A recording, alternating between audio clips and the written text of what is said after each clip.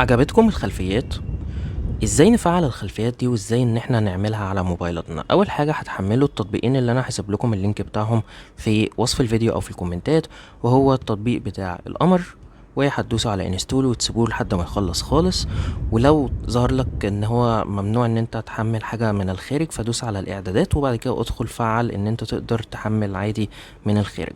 وبعد كده هتحمل الخلفية بتاعت كوكب زحل كمان، اللي هي الخلفية اللي لونها اخضر، ويبقى كده بقى عندك القمر وعندك كوكب زحل.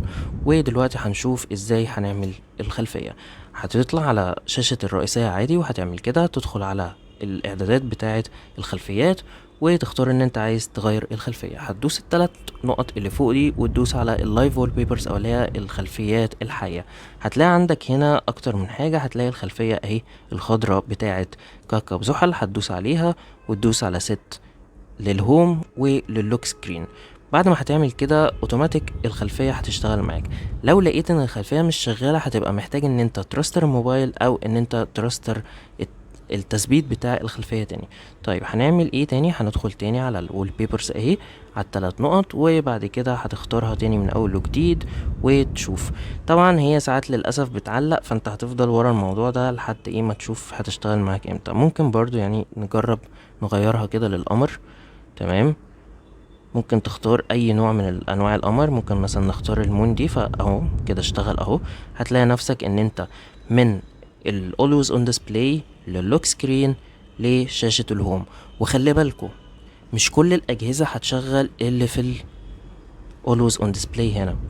ليه؟ لان ال always on display الاجهزة الاس العالية زي اس 24 واس 25 تحديدا، هما ال always on display بتاعتهم اللي بتستقبل صور في الشاشة بتاعت ال always on display. فللأسف باقي الأجهزة هتلاقي نفسك ان انت بتبدأ من اللوك سكرين للهوم سكرين، انما شاشة ال always on display مش هتشتغل. طيب كده بالنسبة للقمر. هنيجي نجرب تاني كده مرة تانية معانا الخلفية بتاعت كوكب زحل. هي طبعا بما انها بتلود كده فبيبقى فيها مشكلة للأسف، فمش هتظهر معاكم بسهولة. فممكن ان انتوا تدخلوا تثبتوا التطبيق بتاعها من اول وجديد تاني وتعملوا له ابديت. تعالوا نجرب كده، جايز تشتغل. ولو ما اشتغلتش يعني فانت واحدة واحدة هي هتشتغل معاك في الاخر يعني، بس يعني ايه لازم ان انت تستحملها شوية للأسف. فتعالوا نجرب كده من اول وجديد تاني مع بعض. برضو للأسف مش عايزة تشتغل. طيب تعالوا يبقى نرجع للخلفية أساسية تانية بتاعة النظام. تمام. وبعد كده نرجع تاني نجرب كده الخلفية بتاعة كوكب زحل دي.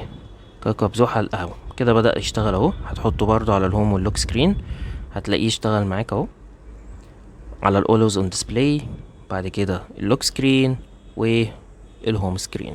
وبكده تكون انت فعلت الخلفية المتحركة دي. وطبعا الخلفية المتحركة دي على فكرة بتسحب من البطارية للأسف بشكل جنوني، وانا ملاحظه. وممكن تسخن الموبايل، فالافضل طبعا انت لو هتستخدمها يعني يبقى وضع ترفيهي ووضع كده يعني مؤقت مش دائم. مش يعني بلاش تعتمد عليها بشكل دائم للأسف. ولو هتعتمد بشكل دائم يبقى خليك تعتمد بشكل دائم على الخلفيات اللي هي الانتراكتيف بتاعة السيستم دي مختلفة. يعني برضو انتوا لو لاحظتوا مثلا في الاس تمام 24 و25، في الخلفيات اللي هي الانتراكتيف بتاعتنا، اللي هو الخلفية هتلاقيها كده على الاولوز اون ديسبلاي، بعد كده بتتحرك على اللوك سكرين، ومن اللوك سكرين على الهوم.